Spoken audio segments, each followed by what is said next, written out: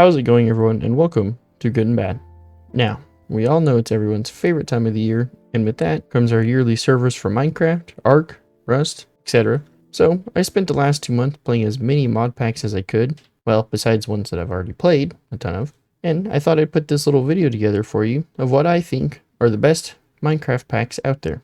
I'm gonna show you a teaser of them, give a little score to sum up each pack, but first, if you're new to modding Minecraft, let's show you how to easily download as many packs as you can handle. If you already know this, then go ahead and skip to 140. But for those that this applies to, head over to the links in the description, mainly CurseForge, but there are other launchers as well, such as Tekkit and AT Launcher, etc. But for this example, we're using CurseForge. And once you've gone to the link in the description, and you got it downloaded, load up your CurseForge. From there, you might have to register your game. After that, you can head over to the Browse tab and find a mod pack that suits you and your playstyle, or the ones I'm about to recommend. Once you find the one you want, you simply click install, have some patience, and then click play. It'll load up your Minecraft launcher, and from there, with any mod pack that has a lot of mods, you will need to up your RAM. To do that, head over to the installations, click the 3 dots, and then more options, and then click reset on the JVM arguments. It'll change to this, and from there, you can change this number to however much RAM you need for the pack. Typically, I do anywhere from 6 to 12, depending on how much RAM you have or how long you plan to play. You can also change the resolution that Minecraft loads up in from here. After you have all that done, just hit save and play. Now that we're all on the same page, let's get into it. So for number 5, we have Forever Stranded / Crash Landing. This pack is an alternative to a skyblock or stone block, in the sense that you have to create everything from nothing, but the twist on this one is that you are crashed on a planet that has no water, no resources besides sand or dust, a tree, and the plane that you crashed in. And while you're learning to create everything from nothing, you also have to monitor your water on top of regular food and manage your heat. It can be a real challenge, especially if it's your first time playing anything like this. And the pack is usually set in hardcore mode on the older version, which has gainable lives like some other skyblocks. But it has a non-life mode for those that just want to play the pack. Unlike most skyblocks though, this pack features space travel in which you can travel to other planets, which I feel is the long-term main goal besides your survival. Overall, it's a fun pack and a completely new way to experience Minecraft. So, for my scores here, I have 7 subjects to rate each pack on. We have difficulty, exploration, uniqueness, the grind, replayability, multiplayer value, and lastly, fun factor. Most of these are self-explanatory, but like for exploration, I'm going to be considering beauty into that. The grind, being how grindy it is going to be scored in reverse. And the replayability, maybe not just how much you come back to the pack, but also how long you can keep playing it. And with that being said, scores are out of 10, naturally 1 being low and 10 being high. So, Forever Stranded or Crash Landing's score. For the difficulty, it's not insane, but it can be tough fighting mobs and the heat at the same time. So I'm giving it a 6 out of 10. Exploration? Well, to begin with, you're stuck on a desert planet, but later you can travel around and visit other planets. But because of the nature of the pack, I'm giving it a 3 out of 10. Uniqueness, you won't quite find this experience anywhere else, except literally every other skyblock type pack. I get in the beginning it's different because you're on a planet, but that wears off pretty quick. So it gets a 4 out of 10. The grind, seeing as the grind is almost the main point of it, but like all packs like this, you can automate later, so I'm giving it a 2 out of 10. Remember, the grind score is backwards. Replayability, you can play this pack for a long time, and you can also completely have your progress reset if you're playing on the hardcore mode, so it gets a 7 out of 10. Multiplayer value, technically, the grind would go faster with more hands, but I feel like this is just more of a solo pack. So it gets a 3 out of 10. Fun factor, this pack isn't exactly the most exciting, but it does have its moments, so it gets a 4 out of 10. Totaling up the scores here to a whopping average of 4 out of 10. Now, you might be saying, a 4 out of 10 is one of your top 5 packs you've ever played? And yes, you're exactly right. But no, I won't elaborate further. On to the next pack, marks our first honorable mention. And that would be CrazyCraft. As the name suggests, this pack is utterly bonkers. The first time I played CrazyCraft, I was killed repeatedly by aqua creepers, which is just a type of fish that jumps out of the water and explodes. But since the first time I played it, I think those have since been removed, so no worries there. but it remains that the pack is crazy and has a lot to do, explore, and automate as well. There is over 500 new mobs, all trying their best to make your life miserable. I give it 100 out of 10, so go check it out. But for number 4 spot is Mod Sauce. This is a 1.7.10 pack, which makes it the oldest in the video out of the main 5. It still holds its value to me. This pack is probably the best pack for multiplayer PvP, as it has the old Flans gun mods and the vehicles, as well as ICBM, so you can bomb or nuke your friends, which I highly recommend. But outside of the PvP aspects, it has all the older mods that would break your Minecraft in the best ways possible. This pack is just such a classic to me, and sure, maybe it's a little bit of nostalgia, but I really think that this pack still competes despite its age. If you want, you can build a reactor to power your science lab that's underneath your wizard tower. Just the combinations that come out of a pack like this are awesome. The mods blend together well into a smorgasbord of fun that provides hours of satisfying mining and crafting. It's got all the classic tech mods and such, which to me, there's like a set of like 15 mods that I think need to be a staple in just every pack. Well, not every pack, but you know what I mean. And Mod Sauce has them. It's a good combination of crazy and providing multiple ways to play. Like, I can remember one time using a R700 that sounds like it was straight out of COD 4 to snipe my friend while he was setting up his farm, or using witchery and a voodoo doll on another friend to randomly throw him around and poison him. Seriously, get some friends, download this old beast of a pack, and try it out. Now for the scoring of Mod Sauce. Difficulty. There really isn't much of anything besides the occasional blood moon or bosses that you can summon, so it gets a 3 out of 10. Exploration, let's be honest, it's an older pack and there is a ton of mods that make exploring super fun, so it gets a 2 out of 10. Uniqueness, I don't think you'll get the same experience anywhere else. I know I joked about that in the last pack, but this one still has its normal aspects of any mod in Minecraft, so I'm giving it a 9 out of 10. The grind, there really isn't any special grind, and you can automate things and reach the quote in-game pretty easily, giving it a 8 out of 10. Replayability, to this day, I will still go and play some Mod Sauce, and it's just a pack that you can sink hours into while doing complete and utter nonsense, so it earns an 8 out of 10. Multiplayer value is through the roof, the possibilities are endless, but it is an older pack, otherwise it would be a 10, so it's a 9 out of 10. Fun factor, genuinely, probably some of the most fun you can have on modded Minecraft, even by yourself, so it gets a 9 out of 10. Adding up the scores here gives it a 7 out of 10, a decent increase from Forever Stranded. For this intermission of honorable mentions, we have 2, that's right, 2 packs. 2 pop. Anyways, first one being Attack of the B Team.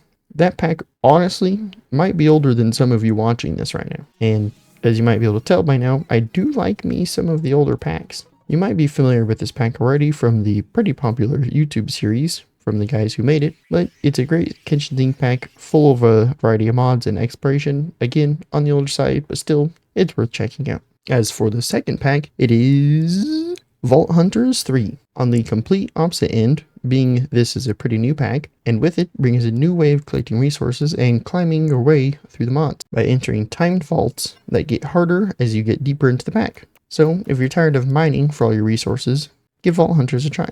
Okay, moving on to 3, which is SevTech Ages. If you're new to modded Minecraft, this pack could either be a blessing or a curse, because SevTech Ages literally blocks off and hides items until you get to the age where you have unlocked them. So it could be a good way to learn modded Minecraft by kind of easing you into it, or a terrible way because there's not really any instructions that are directly in the pack, but that's kind of part of the fun. Just crafting anything that you can at the time, which makes you learn what all the stuff does before moving on to the next stage. And speaking of ages, there is 7 in SevTech, going from 0, the introduction age, to 7, the creative age. Which at that point, you can craft creative items that just generate infinite power, infinite gas. It's crazy. It has a nice curve to it, besides just trying to rush your base to the industrial era. The pack is also beautiful and full of biomes and new animals, or other mobs that make exploring pretty nice. It also features bosses to fight and multiple other things that you'll just have to find out by playing. This is a great pack to get on with multiple friends and all just progress together. And if you like a pack like RL Craft, then I would highly recommend you try this out instead. Hashtag RL Craft is boring. Sure, it's a 1.12.2 pack, but I'd play this over most packs out there, which duh, that's why it's number 3 on my list. But don't just take my word for it. Go try it for yourself. And don't give up if you can't figure something out. That's kind of part of the fun. Now, onto the scores. There's nothing crazy for the difficulty, but from how the scaling up works and that there is new mobs and new bosses to fight, I'm giving it a 4 out of 10. Exploration, for 1.12, this pack is honestly pretty gorgeous. And personally, it has some of my favorite world generations out of any pack that there is. And to progress, it forces you to visit new dimensions and explore new things. So, it gets a 8 out of 10. Uniqueness, besides packs like RL Craft, which is still pretty different, but there isn't really any other packs out there that force progression and gameplay like Sevtech does, so it gives it a 9 out of 10. The grind, the nature of this pack is a grindy one, but that's not to say that it's boring, but you can't just jump straight to in-game in a few hours of playing, so it gets a 4 out of 10. Replayability, you could put so much time into a pack like Sevtech, there's so much to do, talking about it makes me want to do it all again, so it gets a 9 out of 10. Multiplayer value, in my opinion, this is an ideal pack to get on with like 3 of your friends, for example, and just work your way through it, fighting all the bosses together, exploring, etc. So, giving it another 8 out of 10. Fun factor, going from cavemen with clubs to flying Steves of destruction is pretty satisfying, and there's tons to do, earning a 8 out of 10, rounding up the scores to an average of 7 out of 10. More precisely, a 7.1428571429.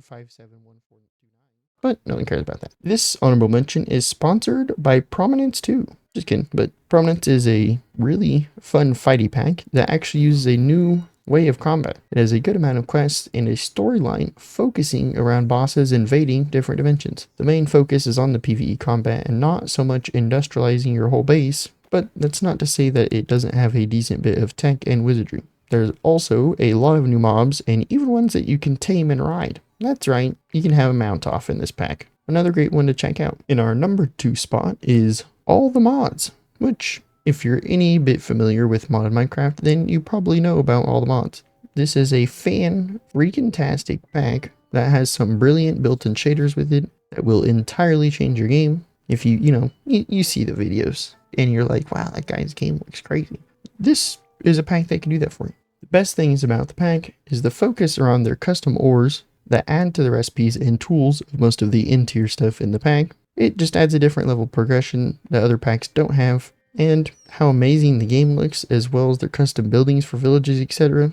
All the little stuff like that just really adds up, and that alone makes it worth checking out. Which, there is a reason All the Mods is one of the top packs on CurseForge, but despite its popularity, I just had to mention it. In the more recent versions, they've added more quests with each version of the packs, and to be honest, I have yet to really play All the Mods 9 that much, which I need to. I have played them from as far back as All the Mods 2. That being said, personally, I think 7 and 8 are my favorite ones. They do a great job of keeping up to date with the current version of Minecraft, so if you don't like playing an older version, then this one is for you. Being a kitchen sink pack that usually has anywhere between 300 to 400 mods, it naturally comes with a bajillion things to do at any stage of the game. Exploration is rewarding, and I could spend like 10 hours just walking around to find different biomes and generations with the shaders on. Man, I really need to play some All the Mods 9. And you should too. You can make some of the most amazing builds with tons of extra decorations. All the Mods offers endless amounts of fun and progression. Another cool thing is they've also been making their own skyblocks called All the Mods to the Sky. So those are another fantastic way to play Minecraft. And comment below if you've ever built the All the Mod or Great Star. Now. On to the scores for all the mods. Difficulty. There's not much in all the mods that I'd consider super difficult, besides certain dimensions that beef up the enemies. But with some of the weapons you can get, or the Vorpal enchant, well, it can get pretty easy, so it gets a 4 out of 10. Exploration, there's just too much to see, and exploring the biomes with the shaders alone makes this a 9 out of 10. Uniqueness, All the Mods is just one of those super well put together kitchen sink packs, and their custom ores adding to that makes it a 8 out of 10. The grind. Outside of getting their custom ores to build the interior machines and such, there isn't that much of a grind, so it gets a 7 out of 10. Replayability. Considering I've played every All Mods pack since 2, I'd say they do a great job of adding more and more to keep you coming back and sinking hours into their packs, giving it a 9 out of 10. Multiplayer value. The ability for any amount of people to just hop on and go exploring or focus on building, etc., and everyone's having fun and progressing while also just trolling each other. It's just a good time, giving it a 9 out of 10. Fun factor. The amount of time that me and my friends have just sat around punching each other because of a single enchantment that's in the game that just sends you flying when you hit someone should tell you that there's a lot of fun to be had even when you are playing single player. So it gets a 9 out of 10. And all of the averages, average out to a 8 out of 10. Woo! For our last honorable mention, we have All of Fabric 6. This pack does share a bit with all mods in the sense that it's a gorgeous pack with lots of exploration and new mobs to fight. It also shares with the last honorable mention, featuring a new style of combat. And oh boy, if you are a completionist, the quest and trophies in this pack may pique your interest. There's tons of structures to explore as well as almost 400 mods to get into. The little things like the collapsible parts of the inventory mean a lot to me and make the UI look much cleaner. It's on the newer side, being on 1.19, so it runs smooth and looks good doing it. And now for my favorite mod pack in the number 1 spot, it absolutely has got to be MC Eternal. I undoubtedly have over 500 hours just on this mod pack, and still haven't done everything that it has to offer. Just the quest and store alone on this pack make me love it. The store allows you to buy certain items and earning the gold to buy them from the shop or other players, so it provides a perfect currency that is account based, so you can set up trading or an economy on your servers. There's a wide variety of quests from simply introductions to making you a science genius to challenges or exploration and even becoming the ultimate wizard and more. It's full of positive feedback loops that make you high on endorphins. It has all your favorite mods and new faves to discover. The exploration and PvE side is endless. You will have a base full of chests an hour into playing the pack, which good thing there's plenty of mods to sort out your base in your personal inventory as well. The difficulty scales well in the way that multiple times you feel like you've become OP and then you just get humbled. There legitimately is so much to do on top of just even building your base with custom doors and strands of lights and statues and oh man. You can hatch dragon eggs, or raise a meat-eating plant to defend your home, train the perfect doggo with its own custom look and stats, put XP levels into 2 separate skill trees, become a vampire or hunt them to extinction, grow ores in your basement instead of going mining, travel to different planets and dimensions that change things about how you play, fight multiple different bosses and collect their unique items, open chance cubes, don't do it, don't do it at your base, be careful, or play mini games, don't do that at your base either. Inside of Minecraft, you can send warheads to your friend's base, collect the cutest inventory pets, or bring back once extinct dinosaurs, and so on. I could keep going on, but I think you get the point. There's just so much to do in MC Eternal. I would automate my base to where I have tens of thousands of every ingot and still feel like I was barely scratching the surface and just getting started. I know it's a bit older, being on 1.12.2, and sure, it can take a while to load up sometimes, but I promise once you get into it, the fun does not stop. They have a light version as well, if that's something you're interested in, and hopefully sometime soon, MC Eternal 2 is coming. Now that my love rant is over, let's get on to the score. Difficulty, MC Eternal isn't impossible, but all the mobs and bosses are buffed, and your average skeleton can spawn as a, quote, champion that has way more health and does more damage, as well as has some passives on top of that, just with all the other new mobs, and did I mention there's dragons? So it gets an 8 out of 10.